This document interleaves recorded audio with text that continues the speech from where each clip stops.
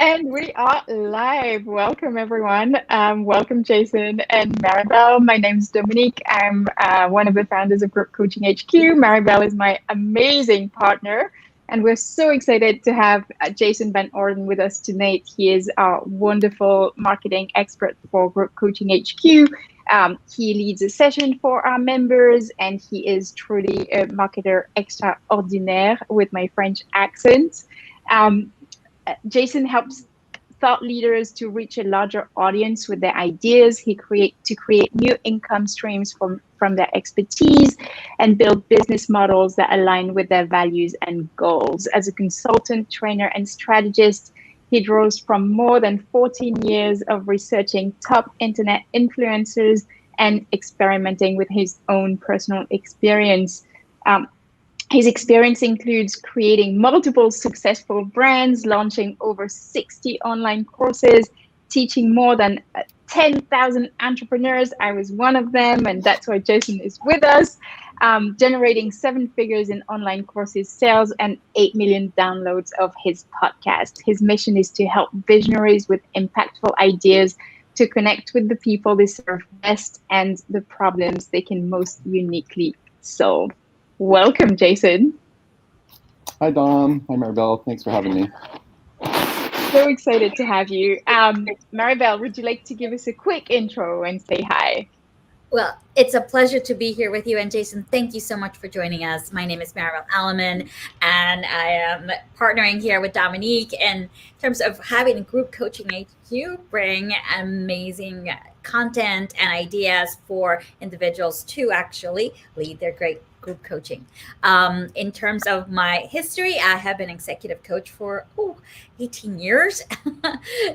And had a wonderful experience working with individuals, mostly in corporate America, in terms of leading their teams and getting to that next level of performance. And Jason, there's one thing we talk about, not only for entrepreneurs, but also within corporate, like the importance of marketing your ideas, marketing your expertise, and ensuring that you're getting that message out. So excited to have you here and share your expertise with us.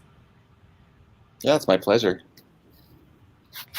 So I guess to dive in, the one question that I always like to ask and think about is, what's perhaps one of the biggest mistakes you see coaches? Absolutely. Thanks so much, Maribel. I know that my internet is going in and out a little bit, so I hope that this is. So I was jumping in with the first question. So what's the biggest mistake that you've seen coaches make when it comes to marketing their group coaching programs? What are some of the things that you're like, oh, I wish they had talked to me or someone else? Yeah. So, well, first of all, let me say what I think the solution. It's a mistake not to do it, and this is also a solution to many other mistakes, and that is to do proper customer discovery about your program. And what I mean by that is to actually go and have conversations with 10 or more people who fit the description of your ideal client that you would like to have inside of that group program. And the reason for this is that it helps us to plug in the gaps and check our assumptions. And research shows that the more experienced we get, we actually get more prone to making assumptions or forgetting what it's like to be. Often we're coaching people who have been in a place that we used to be once, and we forget what that was like. So it also helps a lot with your messaging. You might have this great program that you've put together, and it may address, provide a solution that you truly believe in and know gets results for people. But there can be a gap sometimes in meeting people where they're at and what's on their mind and the language that we're using to describe our solution. And so when you have these customer discovery conversations, it helps us to find the language that's going to immediately be relevant and resonant. And I use both of those words on purpose. Relevant meaning it meets a top of mind need, desired goal, challenge, question that's on the mind of the person you're trying to help. Resonant meaning that they find themselves in your values and who you are and how you make them feel and how you make them think. And so when you do those customer discovery interviews, it helps you plug those gaps in your messaging and just check anything that you might have missed in putting the offer together as well, before then you go ahead and launch the first version of your program. So that's one of the first things that comes to mind. And just doing that, not only the language, but also it solves other problems that might come up along the way. and you get those out of the way without wasting time and money investing in the wrong direction.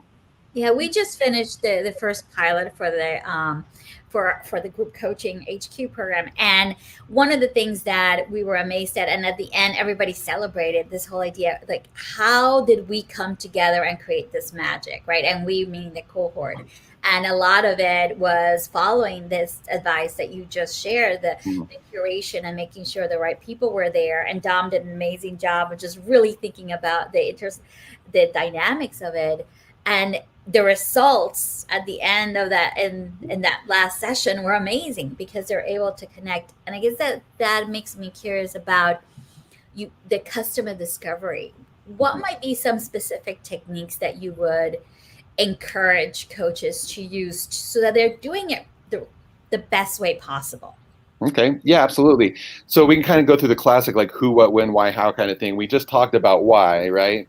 And the who we kind of addressed as well, which I just want to underscore a point that you made there, Maribel, which is I believe that doing the customer discovery makes you get very specific about who it is that you want to help, because you want to make sure you're talking to the right people. And so then when you put the program out there, you're likely to find that cohesive group that all fit a specific thing, right? So the who that you go and interview, this can be past clients, it can be people, maybe prospects that you are having conversations with but haven't closed on any kind of business of working with you, or it can also just be you can go out to your list and invite people to have these conversations with you as well. So that's the who, and you want to be very specific in saying, I'm looking to talk to people who fit this description, who are trying to, X. So for instance, it might be, I'm looking for people who are leaders or business leaders or managers of teams of, 5 people or more, who are looking to have better retention on their teams and not lose good employees. I know this is something that's on the mind of a lot of people in corporate right now, because COVID has a lot of people rethinking their careers, right? So, so that's an example of them getting specific on the who and where you can go to kind of find those people. And then the important thing with the how, or we could even say the what. What are you trying to discover? Well, what you're trying to discover is, in their language, what is that future self, that future reality that they want to realize? What's the transformation they want to go through? What are the opportunities they want opened up to them? What are the basic fundamental human needs that they want fulfilled by, for security, belonging, meaning, these are all basic human needs that we have. So what are the ones that are important to them? So that's the future. And then you want to find out what's missing, like why are they not there yet? So you're looking for the gap, or is it that there are knowledge gaps, things that they still need to learn? Are there myths or misconceptions that they're buying into that are taking them in the wrong direction or hindering them from going forward?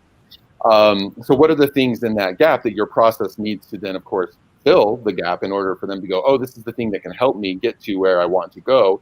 And you also want to talk to them kind of about, so that's kind of like the future and the present. You want to talk to them about the past too, is like, okay, well, what have you tried before?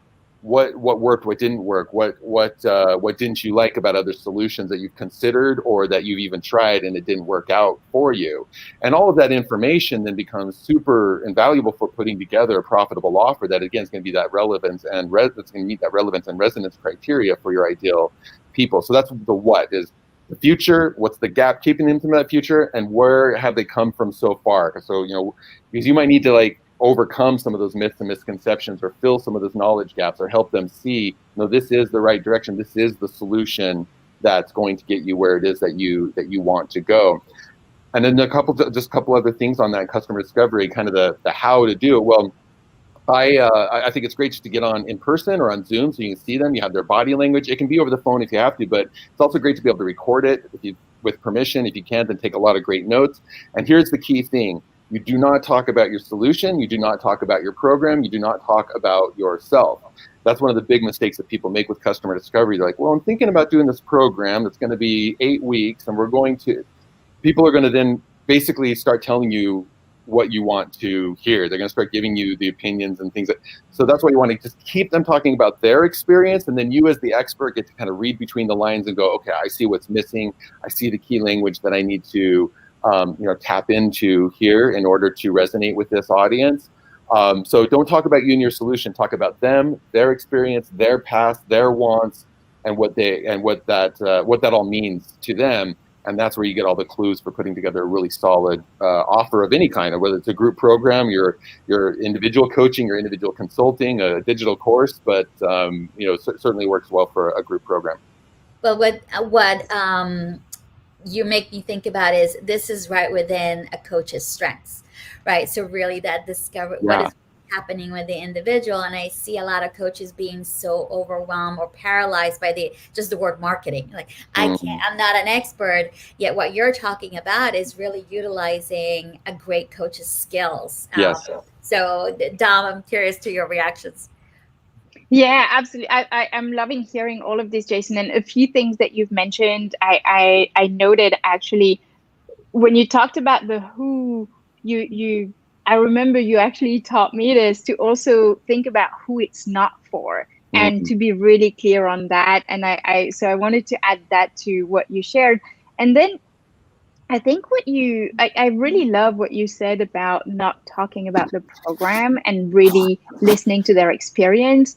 And one of the things that I found was super helpful in doing that, especially with Group Coaching HQ, was actually being able to extract language from whatever was shared on the customer discovery calls, and being able to reuse that language in our marketing, in our emails, etc., was incredibly helpful. And the last thing I'll say on that is that idea of really listening to their experience, because I think we go in with assumptions, right? We think that we know what people want, and it's exactly what you said. Then they're going to tell us what we want to hear. But being able to go in with that neutral, objective mindset of, okay, I'm really going to listen to truly understand, and not going in with an agenda of hearing what we actually want to hear, is just so important. I'm wondering, as we're talking about this, what are some big mistakes or like mistakes that you've seen many people make in either in their discovery calls or as they're starting to think about their program and marketing it? Well, I mean, one of the first things is just resisting doing them. I mean, that seems like such a weird thing to say, but I bring this up with clients, and sometimes I immediately and I'm glad you said what you said, Maribel, that it is a coaching thing. So it's in us to know how to go and ask good questions and demonstrate good empathy to find out, right? So if you can just translate that in, and I don't know if it's, look, I'm an introvert, and sometimes I prefer just to sit behind my computer and send text messages and emails and surveys and things too, right? But it's so confidence boosting to have these conversations. It's so it provides so much clarity to do so as well. You get so many ideas out of it about what content to be writing, what to say in your sales messaging, what to say in your marketing materials. So I just wanted to point that out, that anybody who might be hearing this and going, what, I got to go and have 10 of these conversations. I mean, look, I told a client recently just to go have 5 of them at start. Usually I'll say 5 because it doesn't feel so overwhelming, and then try to encourage them along to 10. She did 5, and then she kept going, and at last count she was over 25. She's like, I'm just learning so much and making so many great connections, and this is a great way to find some of those first people to sign up for a new group program as well. Going into it, and this is to answer your mistake too, Dom, is it's not a sales call, and you want to make it clear to them when you're inviting them to come talk to you, I'm not going to sell anything to you. In fact, I don't have anything yet to sell. This is discovery purely. But often by the end of the conversation, they do start getting curious about it, or even if not, following up with them later and saying, hey, I really appreciate what you said. I just wanted to let you know I put this thing together and it was so helpful what you said, and I just wanted to thank you again, that people will get curious about it. So I wanted to provide that in terms of encouragement for people to actually go out and do this, because that is a mistake, is just resisting it and thinking, oh, I'll just base it on my own experience. I'll just go troll around some Facebook groups or Reddit and learn that way. I'll just, base it on a survey and that'll be adequate. And the truth is, it's just not when it comes to customer discovery. So can I ask a technical question? Because I've heard coaches sometimes in that fear mode. They're like, well, I don't even know who to talk to. Like, how do I find people? I may not have, they look at their list and they feel it's not as big, or they feel it's not the right target. So what are some very simple ways that they can find the people to have these conversations with? Yeah. So let me give you some language that people can use. So whether you're doing direct outreach to people, so I mean, start with people in your network that you know that you can think of as like these people would be a good fit for this. And so I want to talk, so that's the obvious place to start. Now, maybe you're in a newer business, maybe your network isn't, or maybe you're branching into a new market. Maybe you don't have a list to go to first. If you do have a list, what I would recommend doing is send a survey out. That's a great place to start.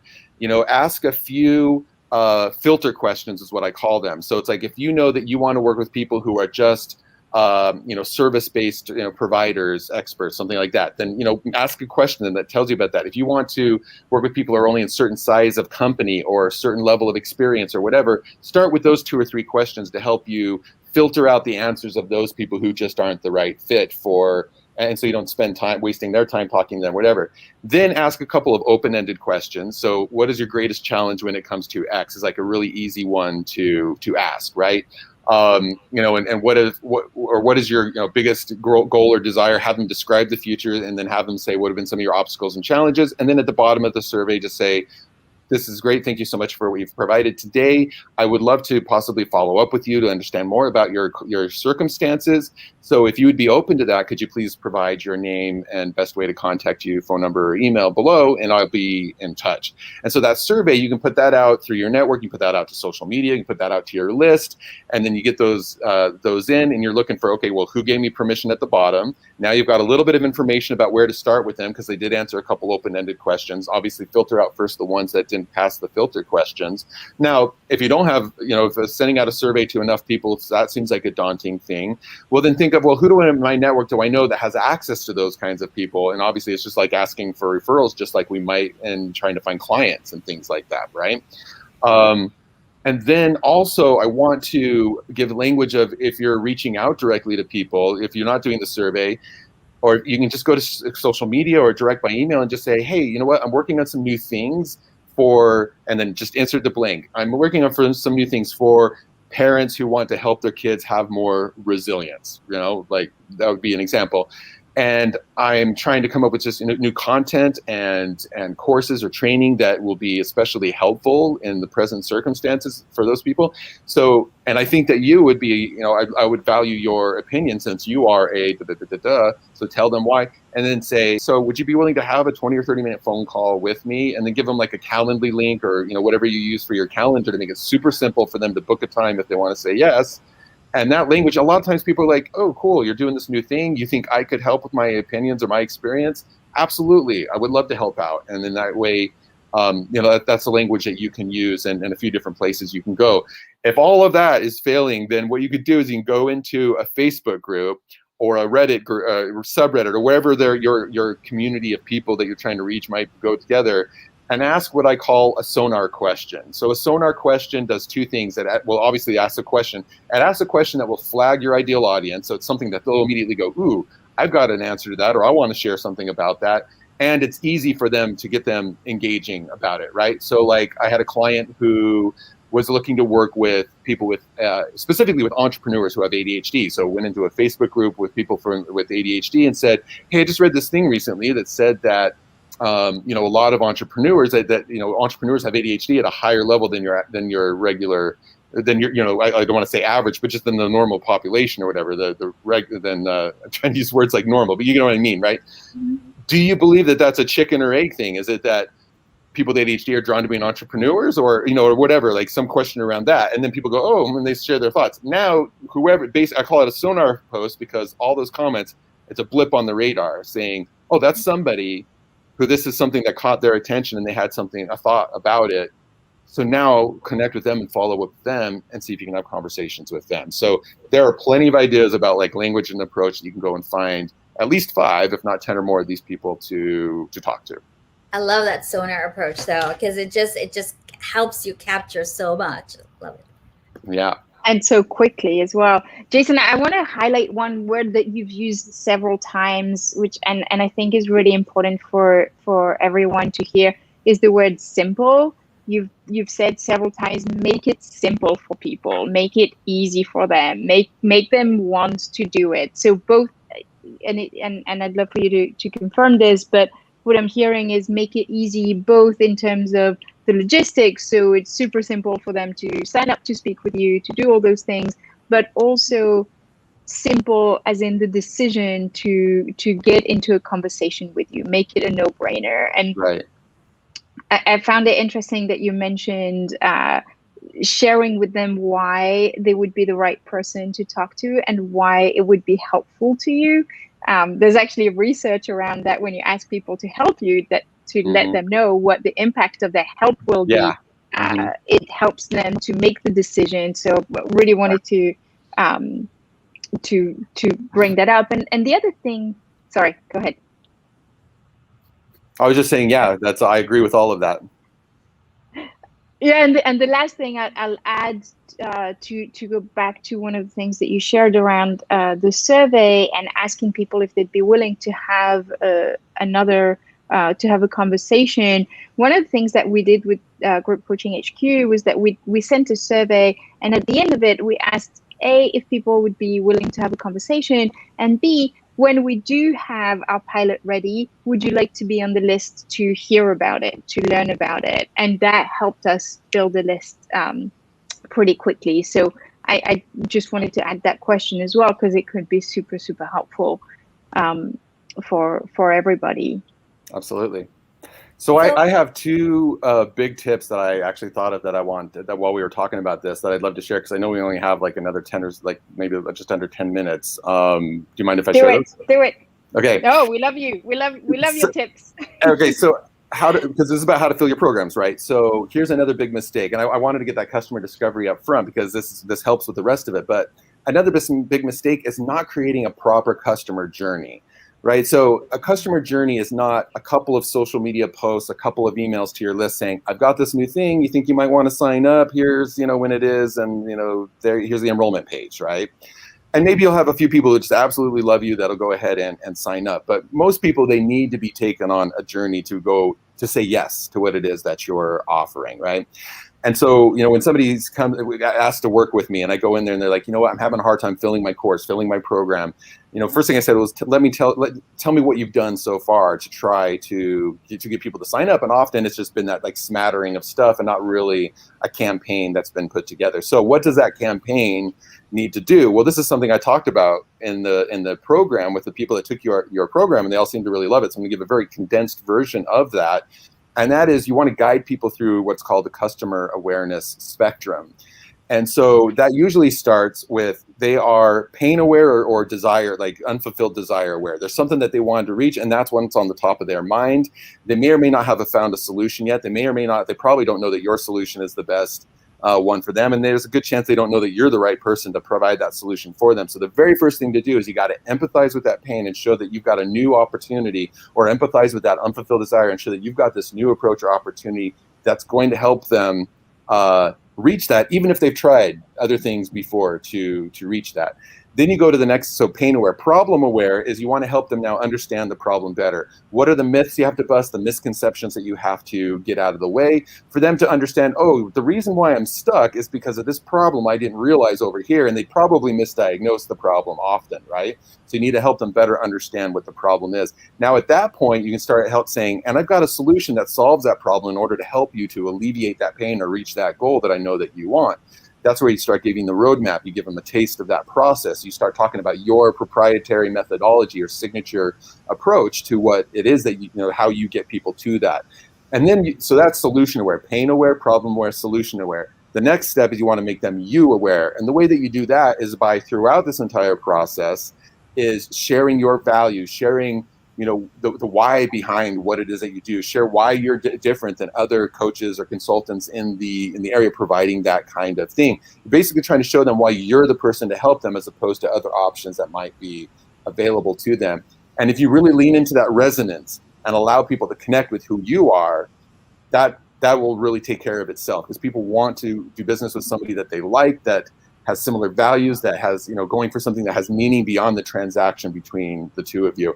And then the final thing is you want to help them be now aware, which is basically keeping them from saying, this sounds great, love your solution, I think I want to work with you someday later. And then someday later doesn't come so often, right? Because life happens. And so this is not about twisting in the knife and making them like feel the pain. This is not about manipulating or using false scarcity or urgency. This is simply in a consultative coaching way, helping them realize, why is it that it's in their best interest to do something about it now, to invest time, money, energy in it now, as opposed to waiting 6 months, a year, 3, whatever it might be. And so you can often literally point to, this is what's going to end up costing you by not implementing the solution now, whether that's in money, in time, in stress, in relationships, in whatever the case may be. And in that way, they can go, oh, you're right. I really should go ahead and just overcome my hesitancies and take care of this now, so I don't risk all of those things later. So that's a big thing I wanted to bring in. And so when you're doing the customer discovery, you're looking for the things in there. What are the pains up front or the unfulfilled goals that you need to be speaking to in the language they use? What are the problems and the myths and misconceptions that are keeping them? And then, what do they know about your solution, if anything? Have they tried other solutions, right? You can see where now this starts filling in the gaps. And so what you have is to take them through that customer awareness spectrum. You have like a sequence of content. You have that series of emails, or you can put it into a webinar, or sometimes you put that whole sequence of customer awareness can happen in the space of one sales call sometimes too. But that's the journey that you need to take them on in order for them to go, oh, okay, I'm now aware of that you might have something to, yep, I'm buying in. This is for me. Let's do this. So I'm curious, you talked about that they have to be aware of you. Sometimes I've seen coaches, they're in the extremes of the spectrum of so humble about who their experience that, why would I work with you? To the other end where they're so salesy that just turns you off.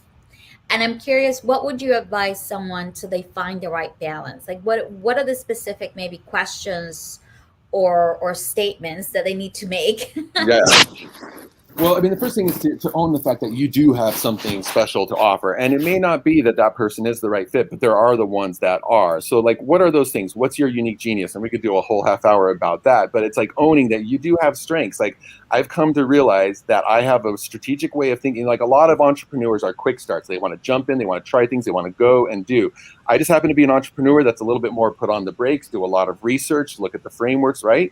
And so I put that out there. I'm like, you know what? I'm a good complement to a lot of entrepreneurs. Like, that's one of a handful of things that I've discovered are what make me me and how I work as a consultant and coach. So you got to own those things. Now, how do you do that in a humble way?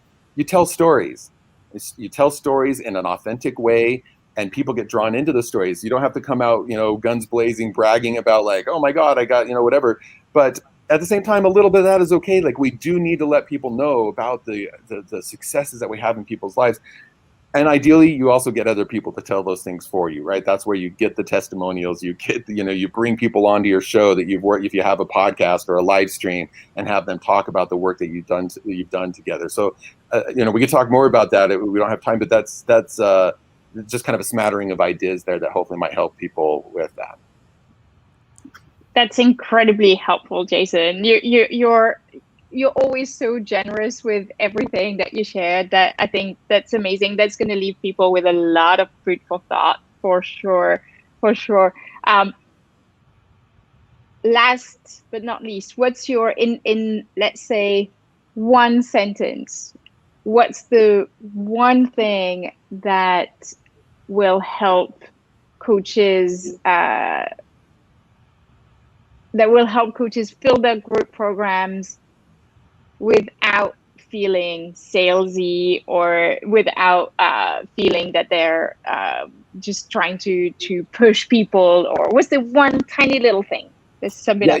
If you're coming with all of this, if you're coming with an approach of empathy, if you're coming with an approach of authenticity, if you're coming with an approach of truly wanting to serve and knowing that you have that solution that can really help the right people get something that they truly need, want, are looking for, then I think it keeps us grounded, and it keeps us from going down paths that feel icky. And people can sense that. And that's why I started with customer discovery, because that's one of the best ways to go out there and fill up the empathy well of understanding, right? And then you've got the language to use, again, not in a manipulative way, just sharing it in an authentic way, and let people know not just what's in it for you monetarily, but why do you do what you do? What's the contribution you want to make that's bigger than even your business to the world, right? I love what I do because I believe there are a lot of problems in this world, and one of the best ways to solve those problems is to empower more of the best ideas in the world, the individuals with those ideas, to reach the people and problems that they can help best,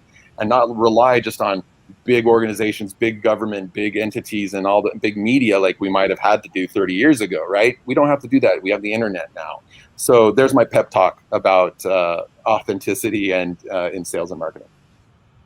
Love it. I love it. Actually, Maribel, I think you'll agree with that. This is one of the things that we've noticed with, certainly with our pilot class, that everyone has come back and said every single person that was part of the class, whether they were an instructor or whether they were a trainee, everybody came with that sense of authenticity and of purpose, of wanting to actually change people's lives, whether it's us and impacting coaches and making sure that they can grow their practice, that they can impact more people through their own magic, or whether it was our trainees and what they wanted to do and how they wanted to support each other. That, I think, that word has been thrown around so much, yet it's still such a valid and important quality in people.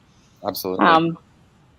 Amazing. Well, Maribel, go ahead. I know you want to. No, I just want to underscore. Sorry, I hear a lot of echo, but the authenticity, driving that connection, right? And that connection creates power and impact, and that's what we're looking for. And that is the avenue to be able to get your groups filled in if you start with that journey as you have laid it out so beautifully. Thank you, Jason. Yeah, thank you so much to both of you. Wanted to share with everyone that we do have our next cohort starting in September. We're really excited. Jason will be back with us leading a whole session for our trainees. As always, he will share a whole bunch of his magic. We're really, really excited. I'm going to put the link in the chat if anyone would like to check it out. You'll also see in the chat Jason's website. Feel free to go check to go and see what he does. I can personally vouch for Jason, having worked with him personally. It was such an incredible experience and has helped me to this day, even though it was 3 years ago, I think. So Jason, we're so grateful for you. Thank you so much for your time tonight, for all your incredible insights and wisdom. Maribel, thank you for your amazing questions as always. And we'll see you both very soon. Thank you so much. Thanks, everyone. Bye. Bye.